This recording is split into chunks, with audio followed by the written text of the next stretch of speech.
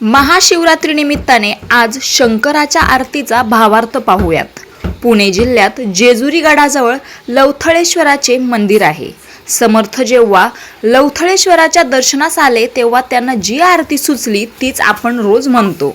बरेचदा केवळ पाठ झाल्याने आपण आरत्या गातो, तिचा अर्थ ठाऊक असेल तर मात्र ती अधिक अर्थतेने करता येईल। लवथवती विक्राळा ब्रह्मांडी माळा म्हणजे ब्रह्मांडातील ग्रहताऱ्यांच्या आकाशमालांच्या माळा तुझ्या गळ्यात लवथवत आहेत, डोलत वळवळत आहेत। विषेकंठ काळा त्रिनेत्री ज्वाळा, समुद्र मंथनातून आलेले विष प्राशन करून तुझा कंठ काळवंडला आहे, तुझ्या तिन्ही नेत्रातून भयानक ज्वाळा बाहेर पडत आहे। लावण्य सुंदर मस्तकी बाळा, अतिशय लावण्यवती सुंदर अशी बाळा कन्या श्री तुझ्या मस्तकावर आहे, ती म्हणजे गंगा। तेथून या जल निर्मळ वाहे झुळझुळा, तिथून अतिशय निर्मळ अशा गंगा जलाचा झरा वाहतो आहे। जय देव जय श्री शंकरा, हे शंकरा तुझा जय जयकार असो। आरती ओवाळू तुझ कर्पूर गौरा, कापरासारख्या गोऱ्या वर्णाच्या तुझी आम्ही आरती ओवाळतो।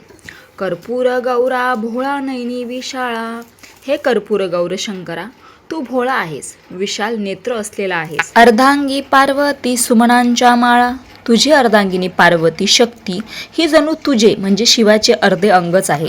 तुझ्या गळ्यात फुलांच्या माळा आहेत, विभूतींचे उधळण, शितिकंठ निळा, चिताभस्माची उधळण अंगभर केलेला तुझा कंठ विषप्राशनाने काळा निळा म्हणजे शिती पडलेला आहे।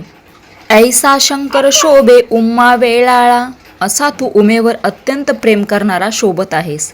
देवी दैती सागर मंथन पै केले, त्या माझी अवचित हलहलते उठिले।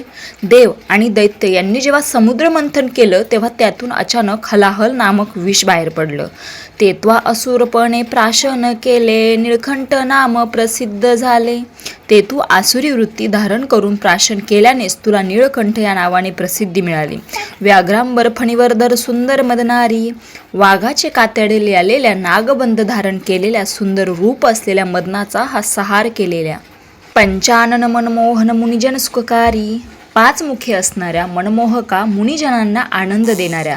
शतकोटीचे बीज वाचे उच्चारी, शतकोटी नामांचा जो बीज मंत्र तो श्रीराम जय जय राम हा मंत्र सतत वाचेने उच्चारणाऱ्या। रघुकुल तिलक रामदासा अंतरी, आणि त्या रामनाम उच्चारणाने साक्षात रामरूप झालेल्या हे शंकरा रघुकुल तिलका तुला रामदासाचा अंतरकरण पूर्वक नमस्कार असो। रामकृष्ण हरी। तर असेच आध्यात्मिक व्हिडिओ बघण्यासाठी माझ्या चॅनलला नक्की सबस्क्राईब करा।